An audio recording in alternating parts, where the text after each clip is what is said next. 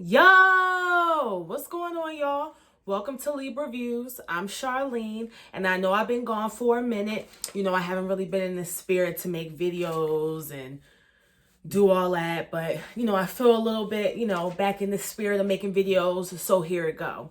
So I really didn't make a video on the Real Housewives of Potomac Reunion 1, but I'll just touch on the 2 points that stuck out to me the most. You know, Monique drags Giselle's relationship. Okay. We pretty much know this. It was all over the blogs. It was all over Twitter. It was everywhere.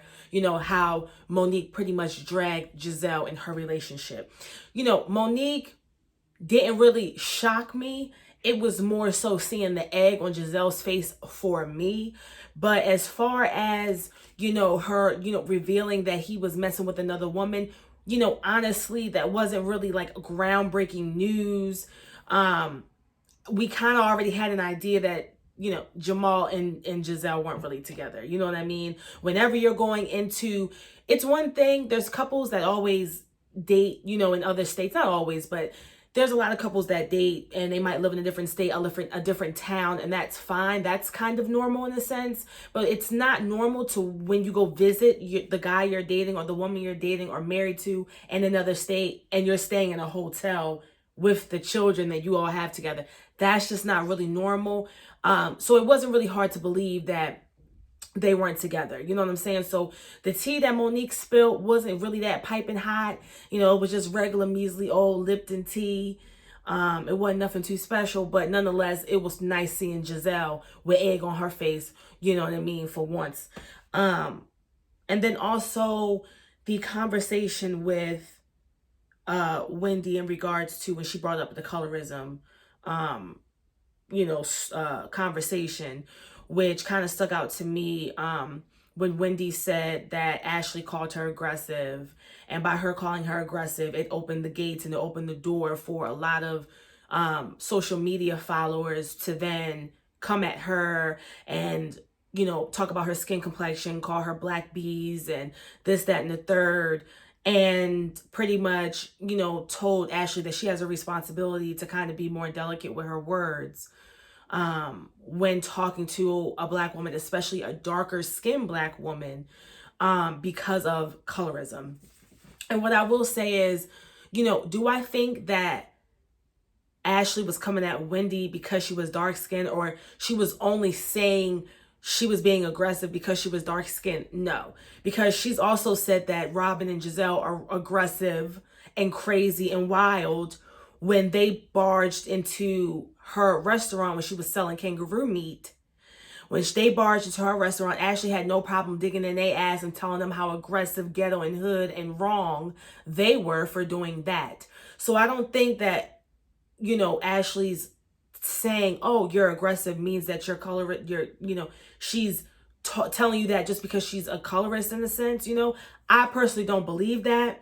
I honestly think she said that because, in that particular situation, you were being aggressive. You know what I mean? You were coming at her about having her baby, and even Robin and Giselle and even the ladies at the lake house were like, girl, you doing the most. Like, you on baby number 3. And I get it, you're a new mom, as in you just had a child, but you're not a new mother. Ashley is in her early 30s. She just had her first child. It's a little different compared to you. You know what I'm saying? So you were being aggressive and you did kind of go off a little bit. So what I would like the conversation to kind of swift to is not to put all of that responsibility on Ashley for something that has been systematically woven in humanity and society for centuries and centuries and centuries before Ashley was born. She was born in the 80s, and colorism and systematic racial divide has been happening long before Ashley came along. So I don't think that it's fair to necessarily put the whole colorism realm on Ashley because she called somebody that which they were acting.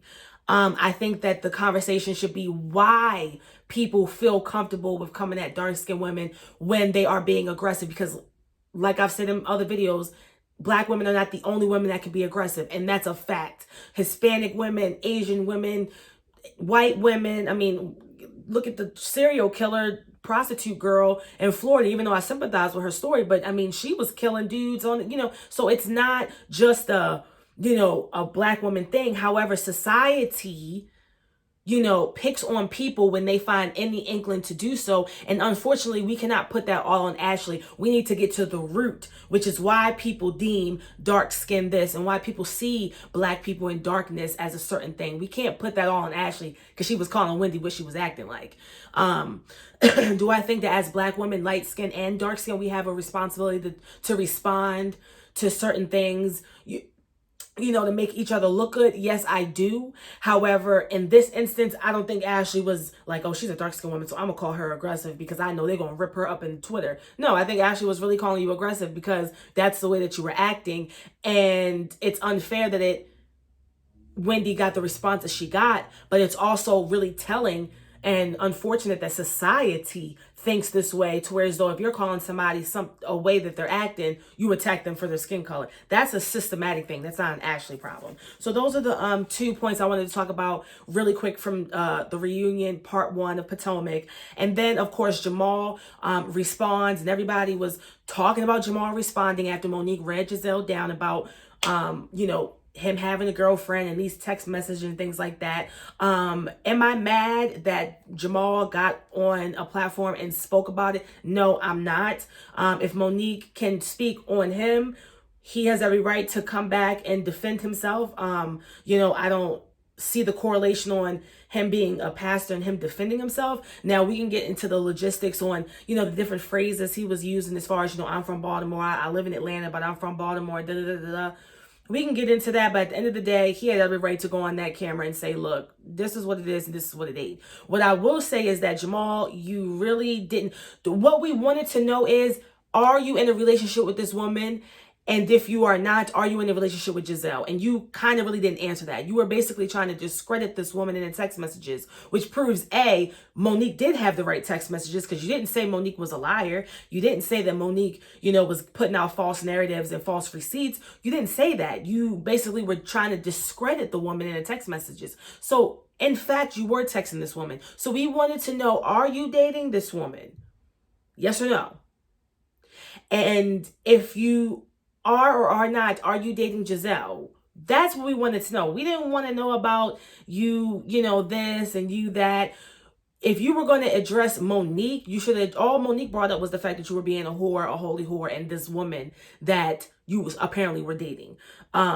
Your situation with your daughters, that's something that you can work out with your daughters. We wanted to know, is the relationship with Giselle real? Okay. It seemed like a little bit that he might be in a relationship, maybe not with Giselle. He does seem like he's in a relationship because he was trying to kind of downplay it. And I'm like, is he trying to downplay the relationship because he is with Giselle, or he is with someone and he's trying to downplay it? I don't know, but really Jamal going on that on Instagram Live to respond to Monique in the Real Housewives of Potomac, wasn't really, I didn't really gain too much from it except for a couple of snaps that I could be, oh, that was shady. But other than that, and then he said what he said about Chris having CTE and his anger management problems. And I'll get to that a little bit later. But, CTE, as many of you guys know, maybe you guys don't, but CTE is something that you get when you have constant trauma to the head, which a lot of football players happen to suffer from, especially after they're retired. And it does lead to anger. It does lead to, crazy things happening to them. However, you can't really diagnose CTE until the person, excuse me, is deceased and they actually cut the brain open and see it that way. There's no way to detect that you have CTE. So going at Chris in that way, it didn't really seem credible. However, he did say that Chris had anger issues, which I can kind of see, a football player, an athlete, Ted, I can see how there could be aggression there.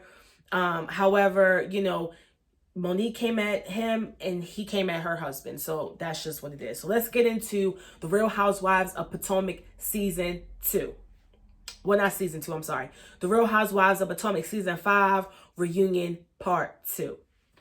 So the episode opens up, and of course, they're still continuing the conversation about Jamal. And Giselle is just playing it hella cool. Like, Giselle is just like, I mean, hey, that's something that we're gonna talk about, and it's not a big deal, and it is what it is. And she's putting on a poker face, which further lets me know that the relationship that she does have with Jamal is really fake, because I don't care how cool and collective you are. If you have Karen, Monique, and then even Candace chimed in and said, well, what are you going to do about this if this is true? You have multiple women coming at you about a man that you're dating, your husband, the father of your 3 children, accusing him of cheating, and this, that, and third coming at you. Somewhere, some type of steam is going to come from somewhere, even if you don't show it. And you say, you know what, I just need to go collect my brain. And you go in the back and you just kind of let it go. Something would exude. So I don't really think that they're together, but that's neither here nor there. So, they cut and they go to lunch, and Giselle and Robin are clowning, Monique's binder, and, making it seem like, oh, that's so stupid of her. Like, they so remind me of the Mean Girls in school. Like, it's just so crazy. Like, it's like, no matter what anybody does or how they go about things, it's like they make fun of it, or it's like, whatever, I don't really care about Monique's binder here, or it doesn't really move me whether she had it or not. You know what I'm saying? All I gathered from it was she was trying to gather her thoughts. And again, Monique was probably only on about 4 or 5 of the episodes out of the 20 that exist of this season. So maybe she did just have to keep a binder to collect all of her thoughts. All of everything that happened was clear and fresh in you all's minds, because you guys continue to, film and was present for a lot of things that were happening. Monique wasn't, so it's not a big deal that she has a binder. Stop being the Mean Girls. I hate when they do that. So then they move on to Ashley, and they start talking about her having a baby, and the postpartum discussion, which was, I guess, a good discussion to have. Ashley is technically a millennial. She's in her early 30s. She's not too much older than me. She's older than me, but she's not too much older than me. She's on her first child, so I think that's something that was good for a lot of them. Excuse me, I'm gonna take a drink of water.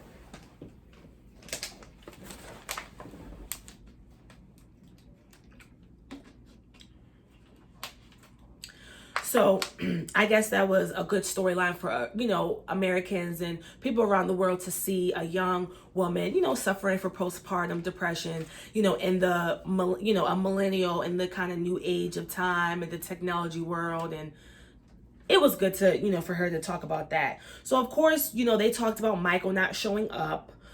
We already know why Michael don't want to show up. Michael don't want to address all that stuff. One thing about Michael, they are on the 5th season. And from what I believe Michael has shown up every single season for the reunion. So, he didn't want to show up. He didn't want to face the heat.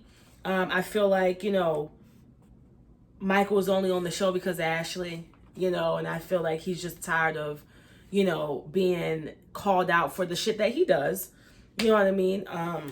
But, he definitely didn't show up. They talk about, how Ashley's butt ripped, after she had the baby, which I thought was interesting. What I find funny is that, Ashley, you can say a lot about Ashley, but Ashley is pretty much an open book. You know what I mean? She reveals everything from her daddy not wanting her. Remember when they went down to Georgia or wherever, and her dad literally on camera was like, I don't want anything to do with you. From her crazy mama living under the bridge in the tent with the boyfriend that don't want to work.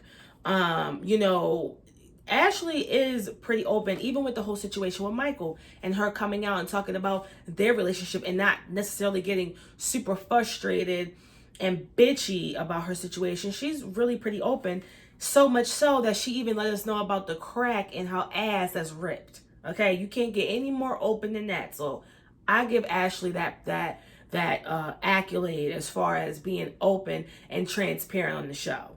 Ain't nobody divulge as much information as Ashley. And I remember Karen always making a big deal about living in Potomac. Hell, when Ashley broke up with Michael, her ass was living right in an apartment in Virginia. Okay, nothing too fancy. I mean, it was fancy, it was nice. Of course she has money, but Ashley, she's fine. She ain't like that. And I think that I think it's cool that she's willing to expose herself. But anyway, so then they start talking about the whole situation with Ashley and Michael, and him, going to the hotel room, hooking up with the girl, him saying, they went to the hotel room, they hooked up, they were drunk, but when they got to the room, they didn't hook up. Bullshit, that's a lie. Michael, ain't nobody believing that. And one thing about a man, when they cheat, they will lie. This is a story time. I had a friend, was dating a guy who I introduced a friend who went to a birthday party of hers. I might have told this story. It's an epic story. I probably have told it before. Long story short, he attempted to talk to my friend. They were talking. He sent her a picture of his peen. She then, obviously, as my friend was like, yo, girl, get your nigga. He doing all this. Sent me the screenshots. I saw the picture. I automatically knew who it was. I've seen it plenty of times. And when I went to him, he literally looked at me in my face and told me it was not him. It was his brother. Now, mind you, I had never seen what his brother looked like down there, but I had seen what he looked like down there, and they were shades apart and in complexion, and even down to the pillow that is on his bed in his bedroom was in the picture. It's like, bro, come on now. But that's how guys do. So, Michael, you definitely got some puss or some buzz. I don't know what, but you definitely got something. So, cut the bullshit. So they talk about the old clip that resurfaced of Michael grabbing ass. Now, one thing for certain, two things for sure. I believe every single incident, every single thing that happens. I believe that Michael said what he said about sucking Juan's bleep. I believe that he grabbed that cameraman's butt up in Monique's house. I believe every single word. I do. I mean, I believe that Michael is a bisexual man. I believe that Michael is attracted to men. And that old clip, I mean, he walked up and he grabbed the dude. And the dude turned around, kind of swiftly.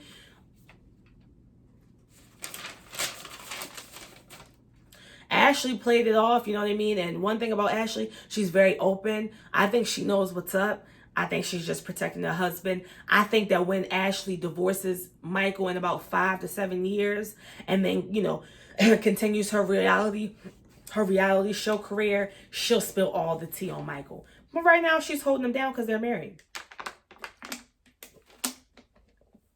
But one thing's for certain, two things for sure. Ashley gonna spill that real tea when they get a divorce in a couple years. Mark my words. Charlene told you first on Libra Views. So they talk about how, now I was giving Ashley props in the beginning of the season when she was doing that post-nuptial agreement, because Michael was going around strip clubs, slanging dick and bus all around DC and Virginia and Maryland. And she was going to do that post-nup. And I was like, yes, girl, get that post-nup, get that money. But then we come to learn that she didn't go through with the post-nup. She didn't go through with anything. And I'm like, okay, girl, I'm looking at her kind of crazy. Ashley might really love, Michael at this point. I'm not sure. Do I think that if Michael and Ashley were to get a divorce that she would get nothing, absolute nothing? No, I don't. I think Ashley will get something. However, that post-nuptial was supposed to clink down on that ass just in case he cheated again. But she didn't move forward with it. So I was like, oh, okay. So then Robin on the slides in that Karen said that she hates Ray's dick. Now, whether Karen said that is neither here nor there. Karen is the one that has to lay down with that man. Karen is the one that, is married to him and has been for over 20 years, over 2 decades. If she said it or if she didn't say it, I don't really care. And if she did say it, that's something that Ray and Karen have to deal with. Because I damn sure don't care. But what I find very interesting is that Robin always has that underground tea to spray at the right time. You know what I'm saying? She brought up the whole situation with Michael and Juan. She brought up the whole situation with Karen and the penis thing. It's like she brought up now Wendy told Robin, if she did tell Robin about what Karen said in Monique's basement about the tax money situation, if Wendy did tell her on camera, it didn't air. So from all we know is Wendy could have called Robin on a private conversation and told that information. But then Robin went and told that information to Giselle. It's like, Robin, you always do have that underground tea to kind of come and sprinkle on a bitch. See, I would really see Robin try to act cool and under whatever. But you really do got to watch that bitch. And I see why Karen ass don't be drinking around them. Because Robin will hold some tea for 6 months and then at the reunion, because she knows she got to do that because she's not that interesting. But anyway, let's move on. And so then Andy makes a comment talking about how, the women, are definitely contributing to their families, helping out, and especially being on the show and, getting their checks or whatever. And Monique made the comment of, oh, this little check doesn't matter, this, that, and the third. As though that may have be very much true. Monique and Chris probably had money in millions of dollars, prior to Monique getting on Real Housewives of Potomac. But it definitely was not something I probably would have said in front of my boss and on camera of those that are producing and executive producing and cutting my check. Do I think that would be a petty reason? If they're not going to bring Monique back, they better not bring her back because of the fight. I don't think that they should not bring her back because of that comment. However, like Funky Dineva says, this is a good example. People, you go further in life when people like you. You can be as talented and as useful and resourceful as you can be, but if nobody goddamn likes your ass, don't nobody want to be around you. People will much rather work, train, trim, and pull together somebody that they like versus dealing with somebody that may be qualified, but that's a fucking bitch. And you don't want to give the producers too many of those instances, because then they'll end up doing you like they did Nene, like they did Shorty Doo-Wops from Real Housewives of Orange County. Let's talk about it. The producers will get your ass out of there if you start acting all high and mighty and acting like you this and you better. Because they'll show you really quick, you will be deduced to 6 episodes out of 25. So, Monique, get that attitude together. So Karen and Ray, relationship status comes up, and, Karen talks about how, of course, when Ray said that, he didn't really love her, it hurt her, it was emotional. But they're good now, and I believe it. They've been married for so long. Ray is so much older. I doubt that Ray will go through the drama and the steps to divorce Karen and find another woman who's probably younger, obviously. But do I think that Ray is gonna, what I mean? I find it not that hard to believe that Ray and Karen have gone to therapy, have worked out and tried to do what was best for the relationship. That's not really hard for me to believe. Karen was giving Giselle attitude when Giselle was asked, talking about the relationship and this, that, and the third, rightfully so. Giselle has dragged Karen, her relationship, and embarrassed her up and down Real Housewives of Potomac season 1, 2, 3, and 4. Karen feels like she don't owe shit to Giselle. And when it comes in this capacity of the show, bitch, you're not going to play me because you did it too many times before. And that's the energy that Karen gives me towards Giselle. Karen says that the reason why she acted uptight during the beginning seasons was because her parents were alive. And I honestly don't believe that.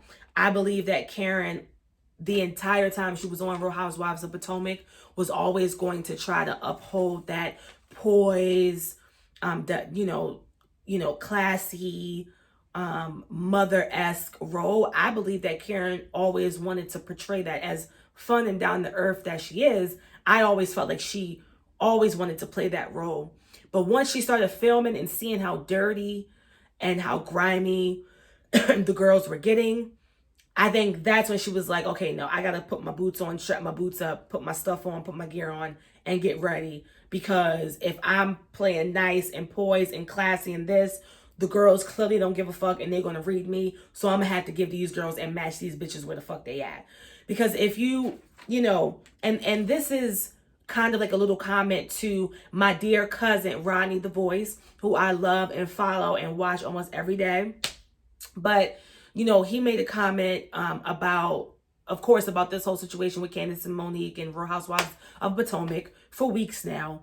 But one thing that stood out with me was how Rodney kept saying, Monique started this and Monique started that. And, Giselle saying that Monique's youngest child was biologically not her husband's was because, Monique brought Sherman's ex around. But, oh, how we forget how Giselle brought Erica Lyles around and was going at Karen and was like, oh, that's why Ray's in love with Erica Lyles. That's why Ray wants to bang Erica Lyles. That's why da-da-da-da-da-da. And from the Uncle Ben t-shirts to the bringing up the Erica Lyles situation, just to multiple things, I think Karen, was like, fuck that shit. I'ma ride it out and give these bitches what they want, because she tried to be poised and tried to be classy and be herself in a way. But I think she realized, as most reality TV shows do, they don't want the good stuff. They don't want the classy stuff. They want the gutter stuff. And the people that need the checks the most are going to do the most to keep the drama staring, So that's that on that. So we start getting into the plotation. And this is just stressful here, but we get into the plotation against Monique. And they play the clip of Giselle bringing up the whole situation about Monique's son not being Chris's and her messing with the trainer, this, that, and the third. We've talked about this over and over again. It's all over the internet, but Monique basically said that after Andy's baby shower, that Robin, Giselle, Candace, and a few of the ladies from the Real Housewives of Potomac, excuse me, I have to scratch my calf. Hold on one second. But Monique starts going into the story that she's been telling for weeks, that Candace and Giselle and everybody were at Andy's baby shower, and the plot came up about Monique cheating with the trainer. At the end of the day, the whole situation with Charisse and this, that, and the third comes up, and I think it's funny, they're like, we didn't, Giselle and the ladies on the show are like, we didn't start the rumor. And Monique never said that none of the ladies there started the rumor. She did, however, mention that, the ladies were bringing that rumor and giving that rumor life. It kind of reminded me of that season of Basketball Wives, when Jackie got that phone call and got that, or email or DM from that random gay dude in Atlanta. And the gay dude was telling Jackie how Jennifer and Jennifer's friend Dominique had told him all this stuff about Malaysia and told him that Malaysia's kids were dirty and that she wasn't a good mom and blah, blah, blah, blah, blah, blah, blah. Jackie then takes that information and goes and tells Evelyn, goes and has a conversation with, this person and OG, and Malaysia was the last one to know. And Malaysia got so mad at Jackie.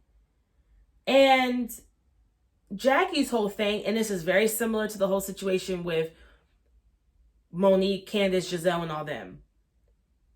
Gigi, who's an outsider, comparable to the gay dude from Georgia, went to the castmates of the show, which is the equivalent of the gay dude going to Jackie, telling personal business about other members of the cast. And then instead of the cast members going to the person that the rumor is about, you're spreading it around, whether it's for ill intent or whether it's not. Spreading it around instead of going to the person that it's about. And although, do I think Malaysia overreacted on Jackie too much? Because at the end of the day, Jackie didn't make up the rumor. I understand. At the end of the day, you can't tell me, and nobody's going to tell me, that there's not reality TV etiquette and cast member etiquette. And you're not going to tell me, even I remember when Nene and Phaedra were on the reunion of Real Housewives of Atlanta. And Phaedra, remember when Phaedra had the dinners with Nene's stepsisters, because Nene was trying to say, oh, I don't know you. And Phaedra was like, oh, you don't know me, but I'm going to dinner with your stepsisters. So clearly we do know each other. And Nene said, I would never go that low. I could have went and got Angela Stanton and brought her here, but I would never do that because that's out whatever. Even Candy has stated multiple times that there's mad drama that comes to her. But if it doesn't have anything to do with the show, or if it's not consistent with the show, she won't even bring it up. So I think Monique's issue, everybody's like, well, I didn't start the rumor. Gigi started the rumor. We didn't start the rumor. Gigi started the rumor. Fine and dandy. But I'm sure, like you all got this information about Monique, that Karen, Robin, Giselle, even Wendy at this point, get DMs, old friends, high school friends, people they went to college, people they dated for 3 dates, contacting each member on social media. But it's to the integrity of the cast member to be like, okay, well, that's just low. So I ain't even going to mention that. But you didn't care. You still brought the plotation on. And I understand with Monique. Monique apparently brought on, Sherman's ex-wife, which may have contributed to the fact that Giselle and Sherman had broke up. I understand that Monique played a hand in it. But I also remember that when Monique first was on her first season and bought Sherman's ex-wife, Monique was new to Potomac. Monique was still trying to build a social circle. So you mean to tell me that Monique went and surfed out Sherman's ex-wife? Or do you think that maybe Monique had some help finding Sherman's ex-wife by the people that had been in Potomac for decades, i.e. Sharice, i.e. Karen? Because even Karen said, well, I heard Sherman was in Nemus buying a woman something and it wasn't Giselle. So Monique wasn't the only one that spoke on Sherman in a relationship. Monique wasn't the only one that was filming with Kendall. So the same way that we can say, well, Monique, talked about Giselle's first. Giselle did the same thing with Erica Lyles. You did the same thing with Karen's relationship and basically instigating a love story about that girl's husband. So anyway, I think that's what the situation is. Everybody's like, we didn't bring it up. And Andy pissed me off when Andy was like, well, that never made the show. That never made the show. It did make the show. You guys played the clips. You played the clips of Giselle literally saying that. And I remember seeing that in the beginning of the episodes. But what I think that the producers are doing, I think that they did film about the plotation. I think that there was a lot more said about the plotation because there was more than one clip of Giselle shooting shots. What Giselle said? Giselle said Monique, there was rumors, Monique don't want the rumors to come out about Monique and her trainer or her screwing buddy or her side piece. So she said that in one scene. Then she brought up the whole plotation in an additional scene. Then it was a scene where Robin said, well, Monique, the only reason why Monique doesn't want to bring her relationships is because she doesn't want to gossip about what's really going on in her relationship. That's clip number 3. So what I think is that there was scenes and clips that came up where the ladies were in fact talking about the plot, but because they didn't want to give any ammo and build up to that fight, because they don't condone fighting, and if they would have played all of that drama and backstory, it would have really made the fight, I guess, in the public's eyes, okay. And they don't want to push that narrative. So they want to make it seem like, what? Oh my God, Monique, what? That never happened. That never even made the show. What are you talking about? What? No, it did. You guys did air it. So don't try to play on our intelligence, Andy. It did air. And then of course, Monique and Candace come up. Monique did go overboard at the lake house, when she was coming at Candace. She did go overboard. She was just irritated with Candace at that point. This fight is just so tiresome.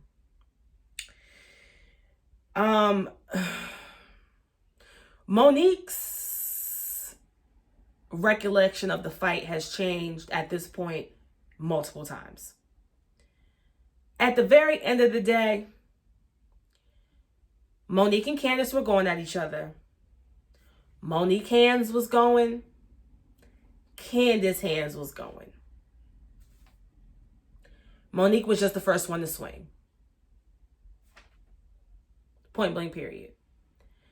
The fact that they were even that close to each other, whether Candace didn't snap into reality to realize, okay, look, I'm like face to face with this bitch and we're getting closer and closer and closer to each other.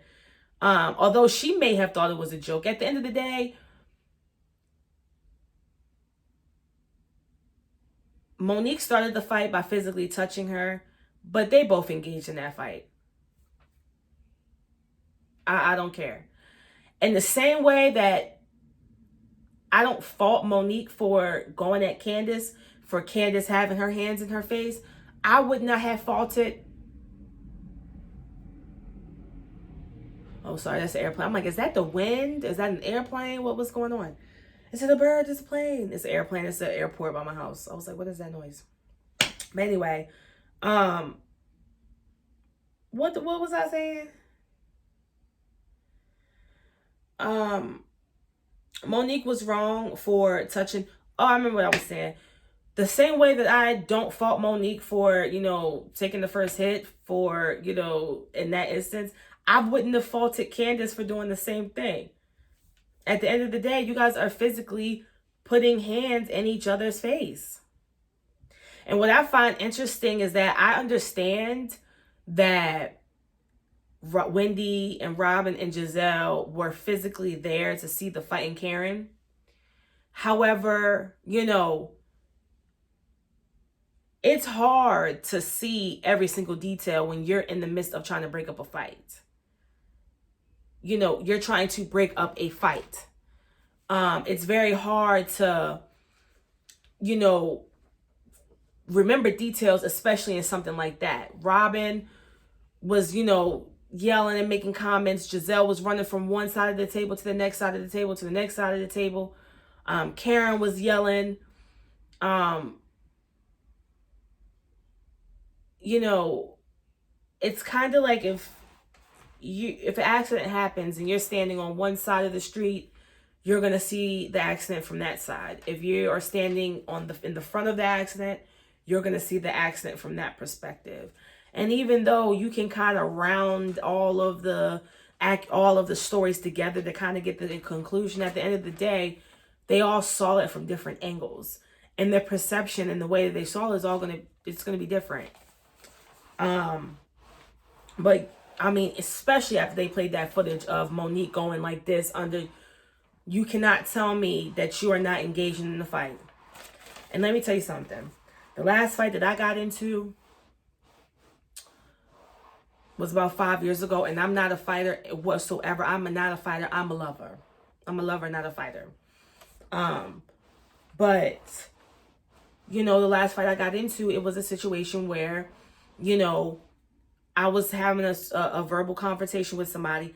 That person stood up and started walking towards me, and I then in return stood up, and we got in each other's face. And at that point, I hit her first and we started brawling, And I think when you're that close, if I wasn't about that fight, you know what I would have done? I would have sat there and I would have been like, can you please, get out my face? I'm not trying to get physical with you. Please go sit down. Let's continue this conversation with words. Or I would have got up and walked away. I would have removed myself. But I was clearly with the shits because I got up and I stood up in Shorty's face. And that was, what it was. So Candace, you can't play a victim like, you know what you did to me. You were engaging with her. And again, the case was thrown out, and the court system does, not the court system doesn't always, give us our due diligence. But at the very end of the day,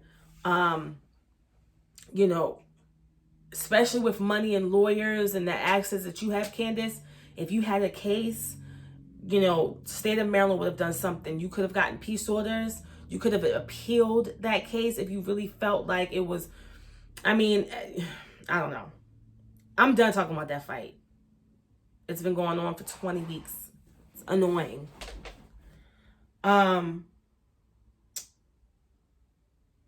Candace walks off crying.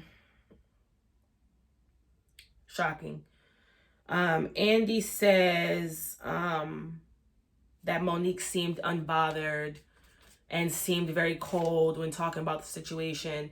And Monique replied and said, you missed it. And I felt her on every single part of that. You know, the same way that those out there are telling Candace that she has every right to mourn and take as much time needed, Monique also has the right to get over things in the time that she feels and wants to get over them.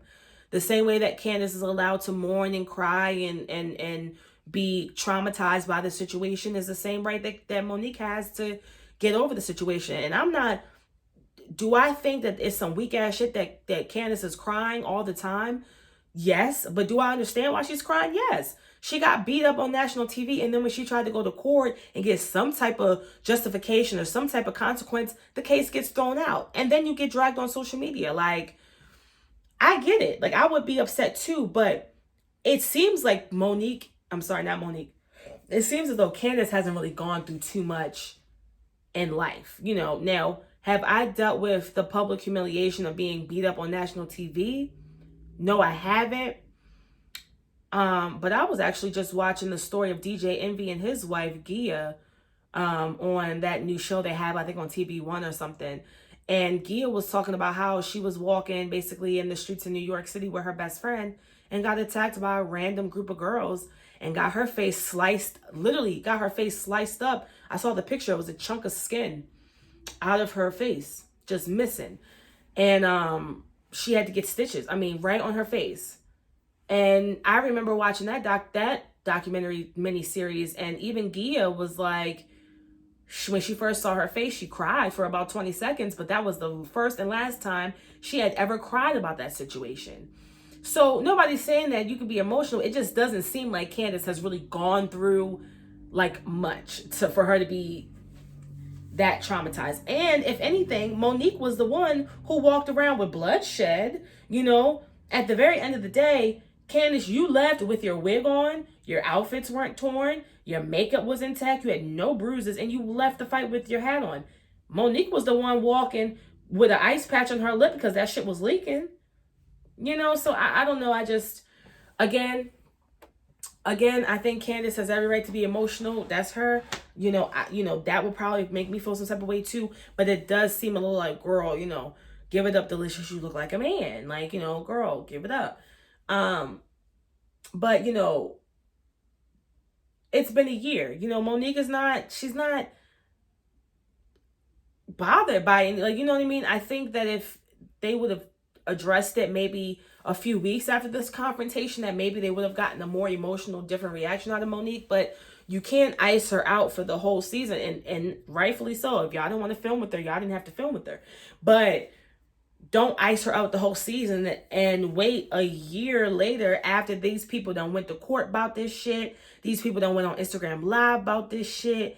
These people done rewatched the video about this shit. And she's just over it. I mean, it's old and stale at this point. So don't condemn this woman for not having no goddamn, you know, emotion about it. Y'all iced her out.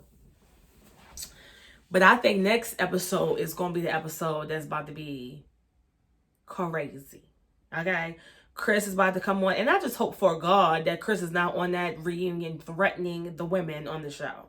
Okay, you know, oh, and you know what? I'm gonna close out this video with this last little segment, and I hope y'all watch my video all the way to the end. But back to this whole aggression thing with Chris Samuels. Jamal said that Chris had anger management issues. Chris is this, Chris is that. Jamal obviously got this information from Giselle. Jamal does not even live in Maryland. The fact that he knows about Chris getting into a confrontation in Maryland when it was not on the blogs, nobody else knew about it, but Jamal knew about it. There was apparently all these instances where Chris has shown aggressive behavior, and basically some people were even taking it as far as to assume that Chris be whipping Monique's ass. I think it's also very interesting that the women were so careless with bringing this rumor onto the scene about her messing with the trainer and this, that, and the third, be it true or not. If you ladies claim that, you know, Big Boy is so aggressive and he's so this and he be beating Monique's ass, don't you think you would be a little bit more like, oh, girl, let me not get this out because he already got anger problems. He already this, and I don't want to put Monique in danger. Y'all really didn't give a fuck about that girl. You know what I'm saying? As far as like, you know, whether it be true or not. You know what I'm saying? Your loyalty is to the cast, not of side best friend, not the husbands. It's to the cast. It's a sisterhood within us. So, you know, I thought that was crazy. But, you know, back again to my last point. Chris, please don't be up on that TV threatening them women. That is just not, that's not cute. You know what I'm saying? Then Robin talk about some, if one Dixon was here. Girl. That's my review on Real Housewives of Potomac. Please subscribe to my channel, like this video, share this video on Twitter, comment, and do all that good stuff. And until next time, I will talk to y'all later. Deuces.